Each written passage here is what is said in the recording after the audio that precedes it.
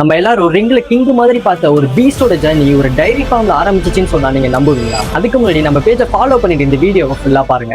1977 south டக்கோட்டால ஒரு சிம்பிளான diary ஃபார்ம்ல பிறந்தவர் தான் பிராக் லெஸ்னர். நம்ம எல்லாரும் இவர் ஒரு பீஸ்டா தான் பார்த்திருப்போம். ஆனா சின்ன வயசுல ரொம்ப வீக்கா இருந்திருக்காரு. இதுல ஸ்கூல்ல உள்ள பசங்க எல்லாம் இவரை கிண்டல் பண்ணப்போ நம்ம எப்படியாச்சும் ஸ்ட்ராங்கா மாறணும்னு சொல்லிட்டு மத்த பசங்களை மாதிரி சுத்தாம வீட்டுல போய் ஃபார்ம்ல வேலை பார்த்தே அவரோட உடம்ப ரெடி பண்றாரு. காலேஜ்ல யூனிவர்சிட்டி ஆஃப் மினசோட்டாக்காக ரெஸ்லிங் பண்ணி 2000ல NCAA ஹெவி வெயிட் சாம்பியன் ஆகிறாரு. அதுவும் அன்டிஃபீட்டட் ரெக்கார்டோட. அதுக்கப்புறம் தான் WWE கூட ஸ்ட்ரென்த்தை பார்த்து 2002ல நெக்ஸ்ட் பிக் திங்க்னு உள்ள கொண்டு வராங்க. ஜஸ்ட் 5 months தான் அதுக்குள்ள அந்த ராக்கே தோக்கடிச்சு யங்கஸ்ட் WWE சாம்பியன் ஆகிறாரு. WWEல இவர் பீக்ல இருக்கும்போது இதெல்லாம் எனக்கு பத்தாதுன்னு UFC போறாரு.